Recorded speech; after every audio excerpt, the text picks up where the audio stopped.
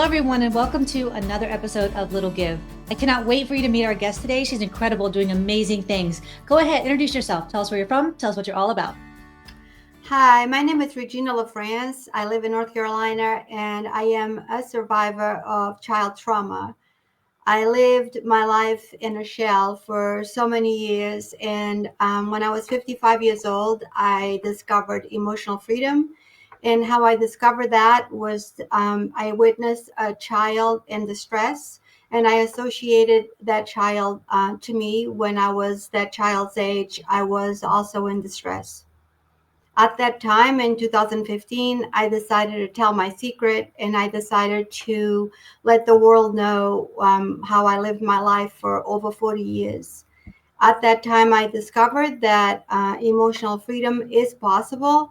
And when I wrote my book, Shayla, which is a novel based on true events of my life, I became like a child again. I became that person that I was always intended to be, and I discovered that that little girl inside of me was still very well alive. And I began doing a lot of work with victims of child trauma and reaching out to people that are in charge of raising children, whether it's a parent or a daycare provider or caretaker, and create awareness that when a child says, Mommy, Daddy, I don't want to go, we need to pay attention and never let a child go somewhere that they don't feel comfortable because they may be experience abuse or trauma. Wow, that's amazing that you felt comfortable in sharing your story and your message because I know that's helping so many people. Why don't you dive in a little bit deeper about what you mean whenever you say not to let a child go to a location if they're not feeling comfortable? Because I know a lot of kids like they don't want to go to school, they don't want to go to the grocery store. How do you distinguish the two and give us some reasons why you think that this is really important to pay attention? Yes, typically when the child doesn't want to go somewhere, they either want to stay home and play, or they may not feel good that day, or they may think they're going to miss out on something if there's something going on at home and they don't want to go to school, or they may want to play video games. That's one thing. I think we all know that children do say that they don't want to go because they'd rather play or they'd rather do something else. But if a child cries and says, Mommy, Mommy, please don't make me go, and then you ask that child, why don't they want to go, and they don't say anything, that's when we need to stop and find out why they don't want to go. When I was 10 years old, I experienced trauma. A person of power in my village took the liberty of abusing me and assaulting me terribly while I was going to music lessons. And I told my mother that I didn't want to go anymore, and my mother told me I had to go. When she asked me why I didn't want to go, I didn't say anything, and I just cried and said I didn't want to go. And because she believed it was good for me to learn how to play an instrument, she said I had to go because I had to do responsible things such as learning how to play music. She felt that it was important to me or for me. And the childhood that I had, which was amazing and beautiful, and I had the nickname of Ladybug. My father and I were very close. I was always outside working in the farm with him, and he told me I was the cutest ladybug that he had ever seen. So when I was being molested and assaulted, my abuser told me that I was no ladybug, that I was a cockroach, and that I was ugly and stupid, and that no one would ever believe me, and that I could never tell anyone because they wouldn't believe me. So after that, I became very defiant and I became very sad and very depressed. I didn't obey the house rules. I didn't want to go to church anymore. I just made it through high school. Unfortunately for me, that person became a professor at the high school, and I had to suffer through all that during my precious years of high school. When I was 18, that person and my father arranged for me to move to the United States in hopes of a better future for me because I was not headed in the right direction according to my father. And my father, not knowing anything about the abuse, he believed that it would be better to send me to the United States in hopes of a better future. I arrived in Boston when I was 18, and I learned the language, and I went to college, and I had good jobs, and I had a really, really good life. But in my head, I was always that person that I became when I was 10. And I believed that I was ugly and less than. And I had self doubt. And I viewed myself as a cockroach. And I also have a scar here on my lip from one of the times that I was being abused violently. And when I looked in the mirror, that's all I saw was that little scar there that nobody else saw but me. So when I was 55, I witnessed a child in distress asking her mom not to make her go to summer camp that summer. And the mother was very stressed out, wondering why her daughter didn't want to go to summer camp that year because she had been going all along up until that age. And I decided that I was onto something, that maybe that child was being molested, or that child was molested during the previous summer camp. And I went home that day and I called my best friend and told my best friend my secret for the first time ever. I was 55 years old. When I did that, she told me that I would have to sit down and write that because it's hard to believe something like that would happen to a 10-year-old. And when I wrote my story, I became the ladybug again that I was when I was little. I released that burden that I carried for so many years, and I began doing some healing for myself. I reached deep in my soul, in my being, and I had to go to the mirror and tell myself that it wasn't my fault. At that point, it was almost like learning a different language, learning a new life. I went and began to believe in myself. And when people told me that I was amazing and that I was beautiful, I started believing them, something that I hadn't believed since I was little, when my father called me Ladybug. So I named my foundation the Ladybug Movement, after the nickname that I had when I was little, because now at 60 years old, I do the things that I used to do when I was little. I grow flowers, and I grow vegetables, and I do beautiful little things that remind me of when I was little growing up on a farm. And one of the things that I do that I love so much is reaching out to children at the local schools to bring shoes or clothes or toys or whatever it is that the teachers tell me that they may need. I am going to Exuma, Bahamas here in about a month or so to be part of a bike giveaway that another nonprofit foundation is doing. So I collected bicycle helmets and tons of toys to bring to assist in the giveaway. But for my foundation, I'm doing things here locally to start creating a little rapport with the local schools. And my goal is to bring a happiness to the children that we may not know, but the teachers know, and whoever is in charge, they know that they come from either poverty or dysfunctional families, or whatever it is, that they may not have as much as other children. And what I want to do is, even if it's one school at a time, I want to make sure they all have the same things that the other kids have. I want to do bicycles for Christmas. And then when school ends in the summertime, I want to do summer clothes, and again, bicycles or shoes, or whatever they need for their summer vacation. Oh, wow. Well, thank you so much for sharing your powerful testimony with us. I know that could not have been easy to share your story, but the fact that you were able to write it down and share your story with other people, I have no doubt that other people are going to take that and be able to use it as a tool to propel Yes. themselves to feel comfortable in sharing their story.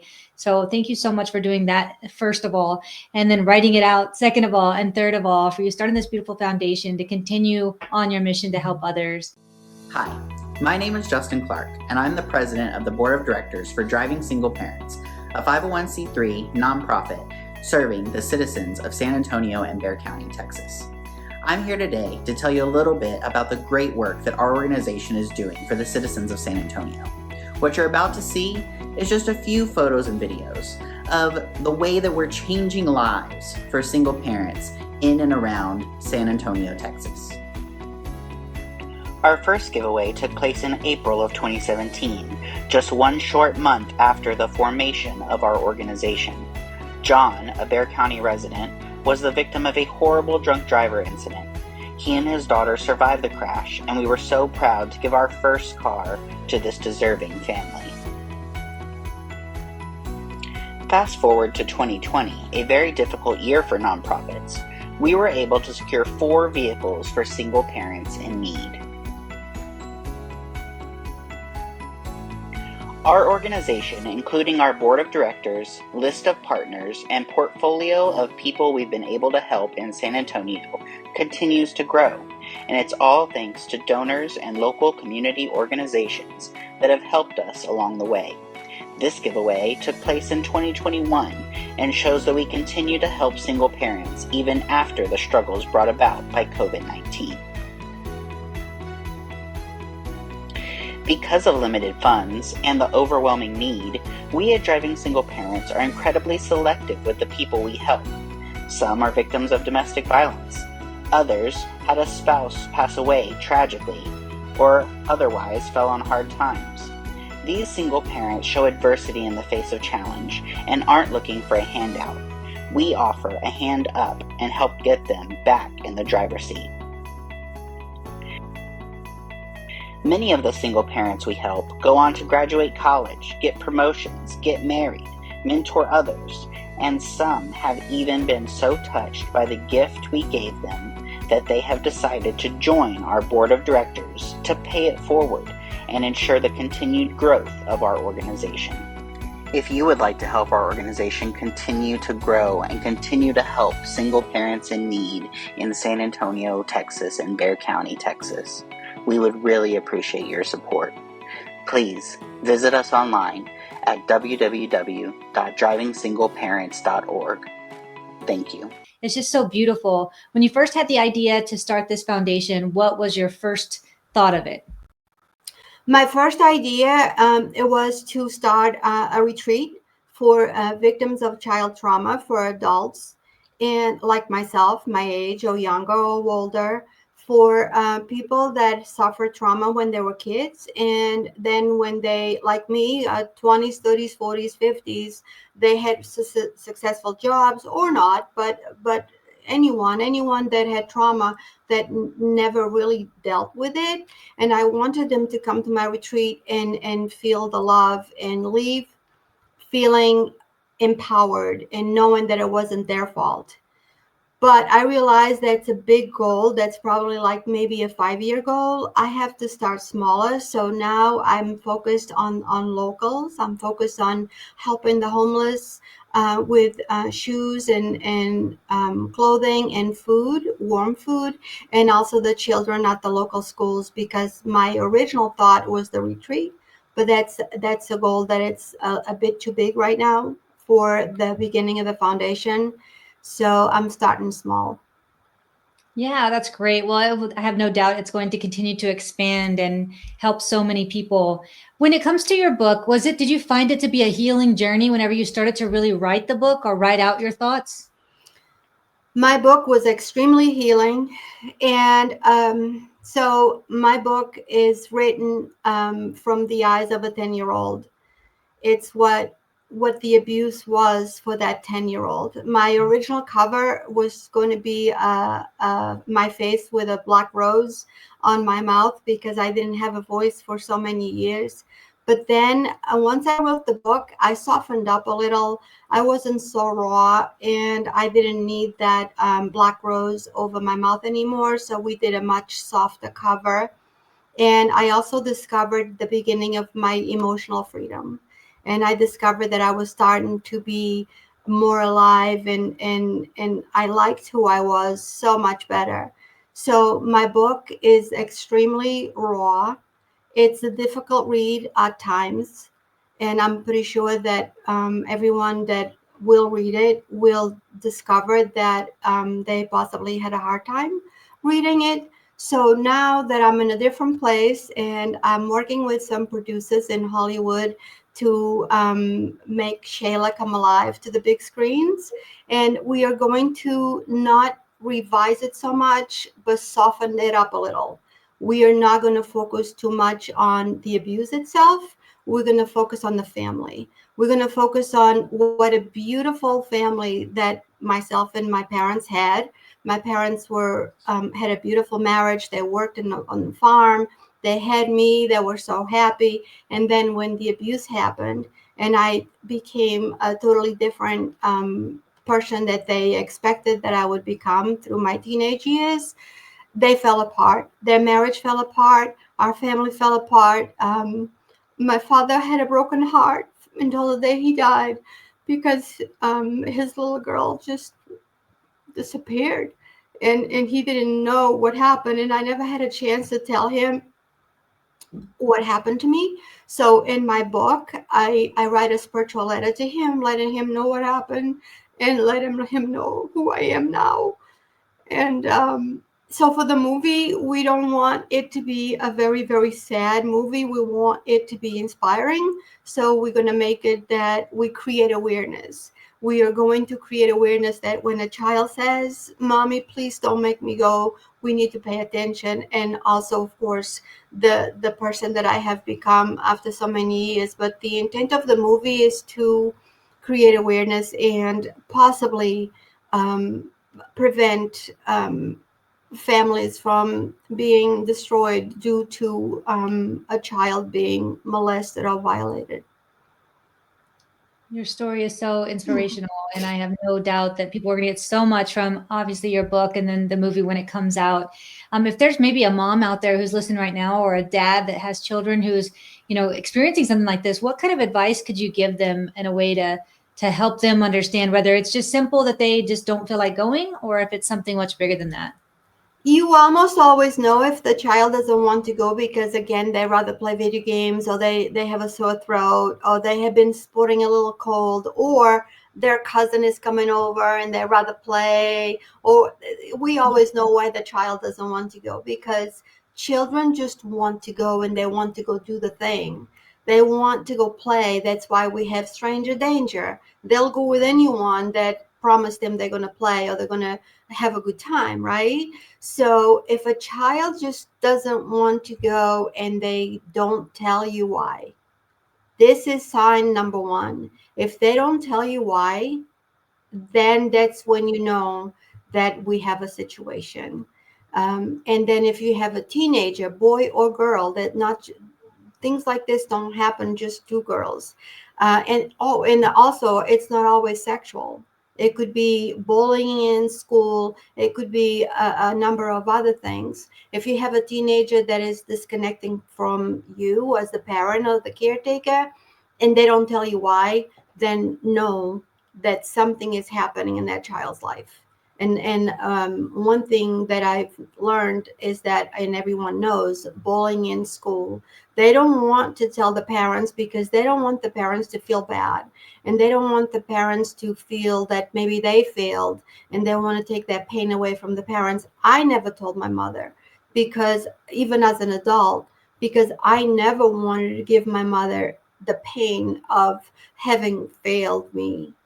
So I never wanted them to hurt. And my father actually disowned me when I was 13 years old. He didn't want anything to do with me because I became so different than what he expected me to be.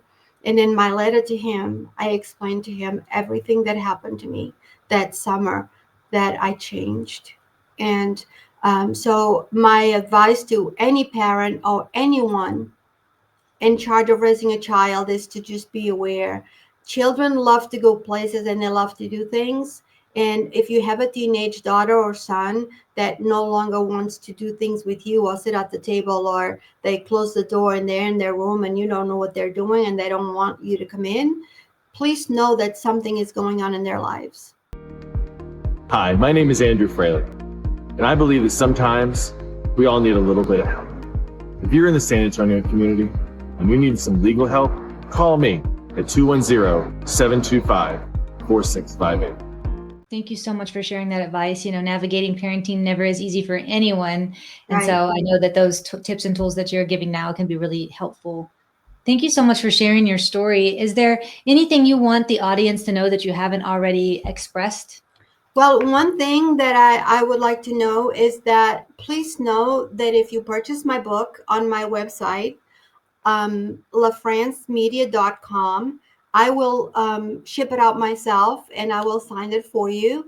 And all the proceeds of all the books that I sell go directly into the foundation, and I don't receive any money at all from the foundation. It all goes back into buying. Right now, it will be toys for Christmas, jackets and shoes for the winter, and then in the springtime will be toys and programs for the children for the summer, and then of course again back to school until the foundation gets to be a little bit more strong. And possibly a 5-year goal is to create a retreat, but again, that's not my focus right now. So all the proceeds from Shayla, from the book, and possibly the movie when the movie comes, which will take a little bit of time, it will go directly into the foundation. And any donation, anything that is possibly able for the audience to give, it will go, everything will go back to the children of right now local schools. Well, I'm definitely going to get my copy. I definitely want to support you and your foundation. So thank you so much for sharing all of that with the audience and all of the information you've given us today. It's just, I really appreciate the fact that you took your pain and you turned it into purpose to help others. And that's what this show is really all about.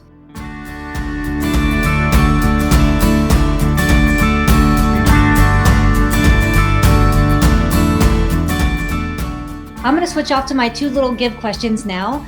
Can you give the audience an example of a little thing that they can do in their community that might just be a little give on their end, but might make a big impact on the other side? Well, one little thing that I like to do, and it makes me feel so good, and again, every town, every city have a homeless problem these days. And now that it's cold here in North Carolina, I just take a ride to anywhere in the area that I know that I might see someone that looks cold. I always have warm blankets and fleeces in my car that I give, or if they want a hot meal, or if they want a hot coffee or a hot chocolate, I go and I pick it up and I give it to them, and I don't need anything in return. And that's just something that makes me feel really good. And again, it's, some people say, oh, they choose to be homeless. It doesn't matter to me why they are homeless. It just matters that it's cold and they're hungry, and I'm going to give them a little something to make them feel better that moment. I love that. Yeah, that ripple effect of kindness. I like how you talked about how not only are you helping somebody else, but you're also, feeding your spirit and your soul, because that's really what it's all about, is just spreading that ripple effect of kindness and help everybody involved. So I love that little give.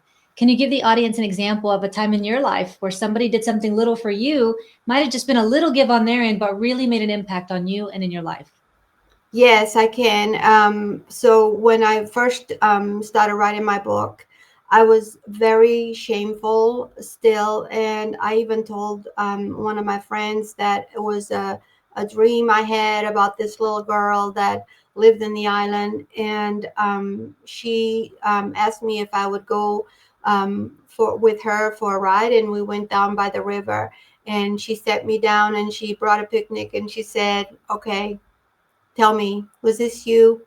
And I didn't want to really tell anyone because I was so shameful that I had been picked to be the one that was ugly and stupid. And she hugged me and she called everyone that she knew, and she told them that I needed encouragement, and everyone just poured their hearts out and gave me so much love and so much caring, and told me that I was strong and brave. And that's when my healing began, was then when people around me started telling me that it wasn't my fault. And that's when I began to believe that I can also do the same for others that are still hurting. That's so beautiful that she not only gave you those words of encouragement, but she rallied everybody else around. Yes. It just takes that one person to that little thing that can ripple effect like that. And look how much it impacted you. I just so encourage everyone out there who's watching this that you could be that person to give that encouragement to somebody around you who's having a rough time or experiencing some trauma. So thank you so much for sharing that real and raw story with us. We're so grateful. If somebody wants to get involved with your nonprofit, why don't you go ahead and give them a little bit more detail on what you need right now?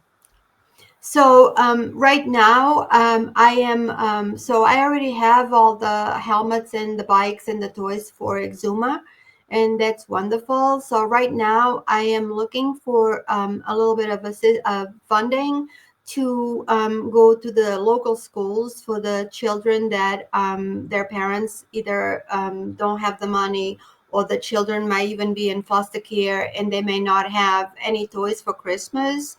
And I'm a big fan of a child having a bike. And here in North Carolina, it's cold, but children can always ride their bikes year round. So if I could have a little bit of help to buy bikes for the local schools for the children that never had one, it will be their first bike. My husband has been buying the helmets, so we have that under control. He said for any bike that gets donated, he said he would buy a helmet, and that would be what would really make my day, to go to the local middle schools and buy bikes for the children that never had one. Beautiful. So if somebody out there wants to get in touch with you or learn more about you and your story, and obviously they want to get that book, why don't you give them all the details where they can reach you, and then also the details again about how they can get the copy of the book? Okay, so my website, LaFrancemedia.com. LaFrance is my last name, LA, word France like the country. You can purchase the book there. I will sign the book and ship it out myself. I don't have a website for the foundation yet, but we do have a donation link that I can provide. Or if anyone can reach out to me, the email is info@ladybugmovement.org. So info@ladybugmovement.org. And then the Facebook page, anyone that would like to reach me on the Facebook page, of course, the messenger works, and I respond to every single message within just a little while of receiving it. And this picture that you see here where it says "It's never a child's fault," that's me when I was a ladybug. Cute picture, very cute. Thank you. Thank you so much for being on today and sharing your story with us and everything that you're working on. If anybody out there wants to get in touch with her, she gave you all the ways. And if you're interested in that nonprofit, please do go to that donation link. Make a donation. $1 or $5 can go a long way, Yes. multiplied by the huge audience that we have watching today. So please do go make that small donation and really make a difference. Thank you all so much for watching, and thank you for being on today. I'm so grateful for you and all the time you spent with us. All right, everyone, we'll see you next week. Thank you so much for watching this episode of Little Give. If you would like to learn more about how I highlight ordinary people doing extraordinary things to help others, or maybe you'd like to be a guest, or maybe you know a nonprofit that you would like to see featured on a future episode of Little Give, you can find all the information on our website at littlegive.com. If you'd like to get involved with our kindness clip segment, please do send in those videos. Send them via email to cindy@littlegive.com. Or you can tag us on any social media under Cindy Whitteman or #LittleGive. If you'd like to know more about our podcast, you can also find us on all major streaming platforms under Little Give Podcast. Please do find our Facebook group under Little Give TV Show and join it. We'd love to keep you up to date with future episodes. Thank you all so much for watching, and I can't wait to highlight the next ordinary person doing extraordinary things to help others. See you next time.